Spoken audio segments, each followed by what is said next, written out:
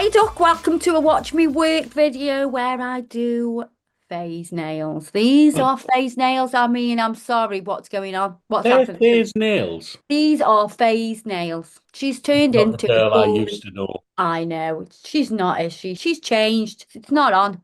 I mean, she keeps promising me that she'll have long nails again, but still waiting for that to happen. Might have to get Georgia back in. So I'm removing her previous artwork using my electric file.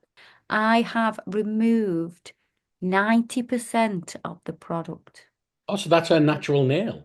That's her natural nail. So I've got a thin layer of product on. So this, if anybody wants to change the design and do some acrylic design work, this is what you should do. Take it off as low as you can. Just leave 10% of the product on. Then we can prime it and go on with a very thin layer of clear.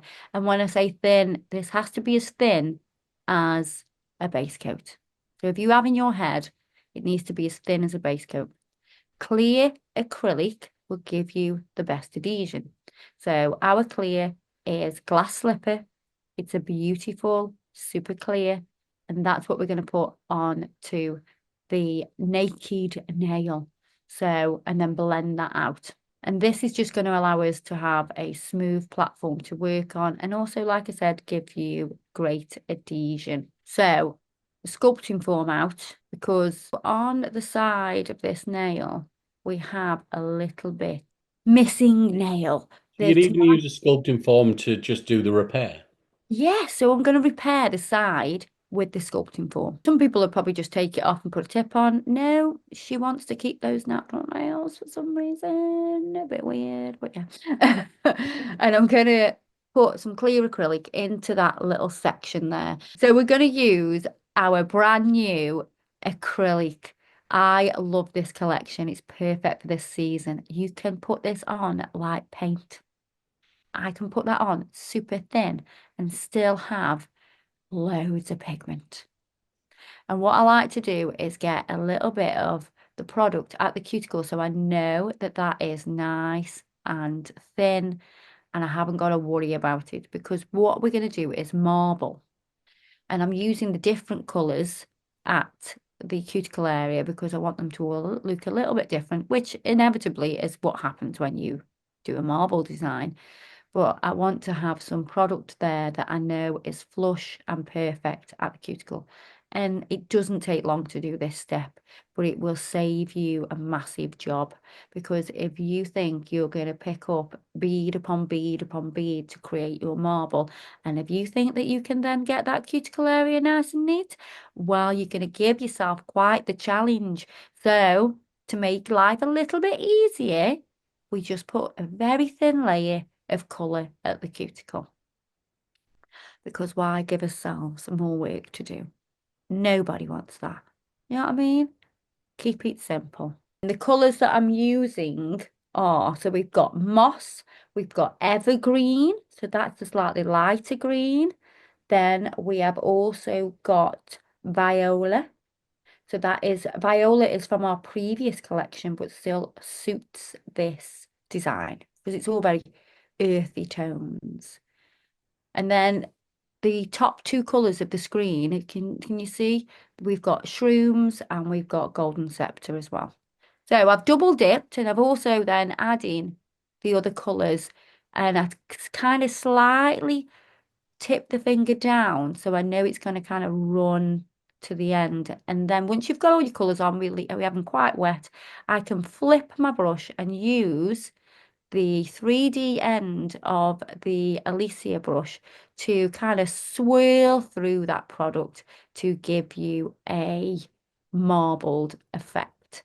And that's what we're doing. So you can see I'm being quite gentle with it. If you have any missing sections or you want to add any more, you can.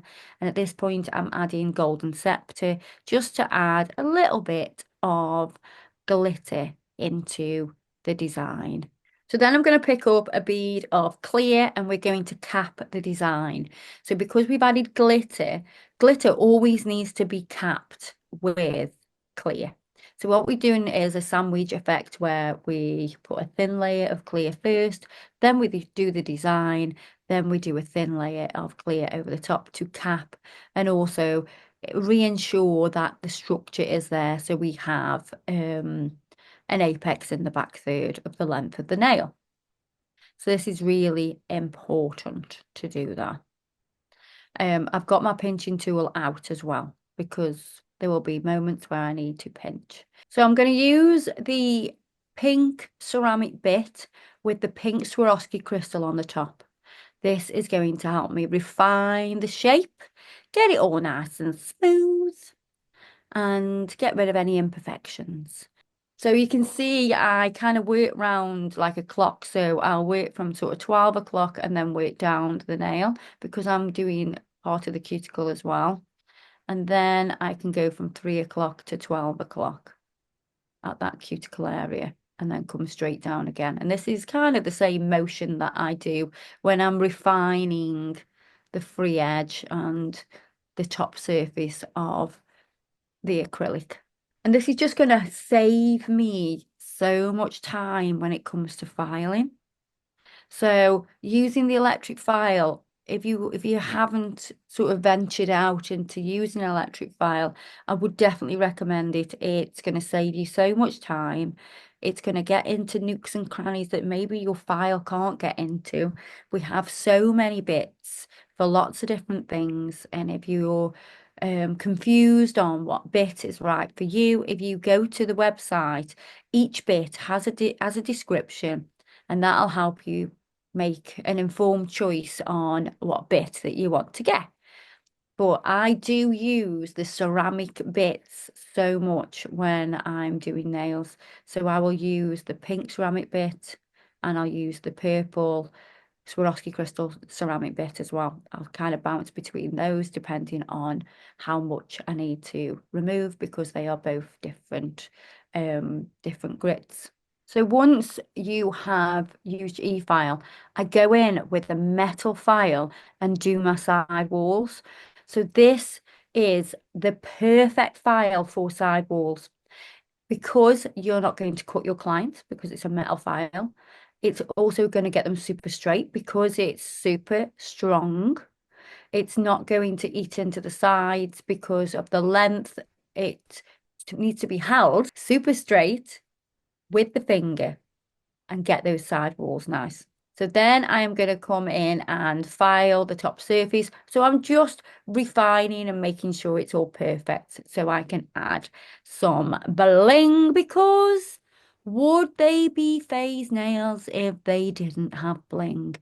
So I've applied some bling and then I use the top coat to seal, but also I make sure that I butt the top coat straight up to those crystals.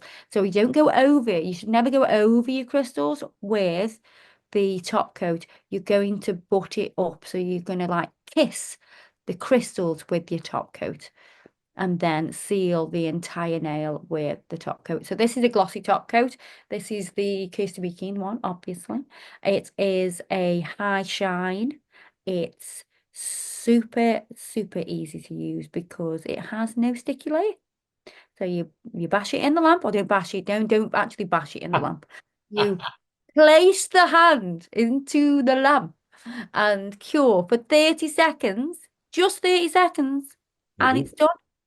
It's like amazing. Best top coat ever. And by putting the top coat on, we not only seal the nail, we give the nails lots of shine. And then we're going to put cuticle oil on, give them a nice rub. You always know it's Faye when she's got the rock on. Can you see the rock? Look at the wedding.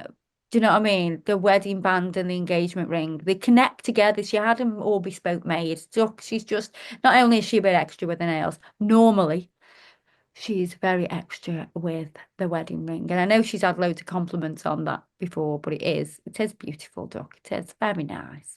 So what I'm doing now is going over with a lint-free pad to remove any excess. So there we are. How gorgeous. They're giving me forest vibes.